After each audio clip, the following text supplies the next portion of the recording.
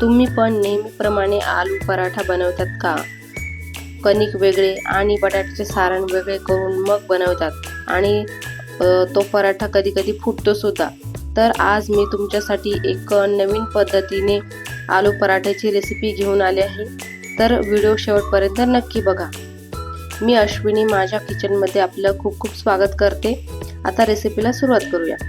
आता इथे मी एक मिक्सर जार घेतला आहे. त्यामध्ये साधारण 10-12 हिरव्या मिरच्या, 10-12 लसणाच्या पाकळ्या, 1 चमचा जिरे यांचं एक वाटण तयार करून घेऊया. वाटण करताना थोडंसं आवश्यकतेनुसार पाणी सुद्धा घालू शकता.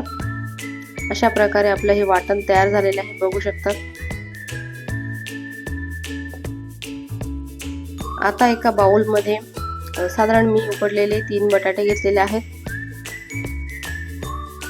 बटाटे आपल्याला मॅशरने मॅश करून घ्यायचे आहे व्यवस्थित, कुठल्याही प्रकारच्या गाठी राहता कामा नये. आता इथे अर्धा चमचा हळद, चवीनुसार मीठ, बारीक चिरलेली कोथिंबीर आणि एक मोठी वाटी गव्हाचं पीठ घेतलं आहे आणि तयार केलेलं वाटण घातलं आहे.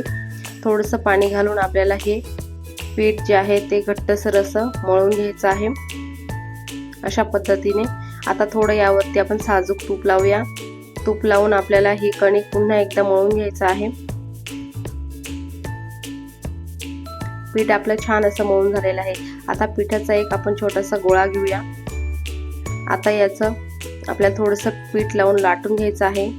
आता याची एक पारी तयार झालेली आहे. आता यामध्ये आपल्याला थोडंसं तूप लावून घ्यायचं आहे आणि वरून थोडंसं कोरडं पीठ टाकायचं आहे. अशा पद्धतीने आपल्याला याच्या ज्या कडा आहेत त्या आतमध्ये दुमडून घ्यायच्या आहेत आणि अशा प्रकारे तुम्ही बघू शकता ह्या कडा ज्या आहेत त्या आतमध्ये दुमडून असा उंडा तयार करायचा आहे. आता पुन्हा याला थोडंसं कोरडं पीठ लावून आपल्याला याचा पराठा लाटून घ्यायचा आहे. चपातीप्रमाणेच लाटायचा आहे, पण पराठा थोडासा जाडसर असतो त्यामुळे थोडासा हा पराठा जाडसर ठेवायचा आहे, खूप जास्त पातळ करायचा नाही. अशा पद्धतीने आपल्याला हा पराठा लाटून घ्यायचा आहे. पराठा आपला लाटून झालेला आहे. इकडे मी गॅसवरती तवा देखील गरम करायला ठेवलेला आहे. आता या तव्यावरती आपल्याला थोडंसं साजूक तूप लावून घ्यायचं आहे. आता या तुपावरती आपल्याला हा पराठा टाकून दोन्ही बाजूने व्यवस्थितपणे असा भाजून घ्यायचा आहे. अशा पद्धतीने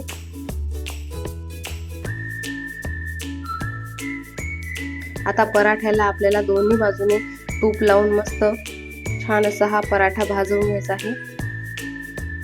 आपला गरमागरम पराठा तयार आहे.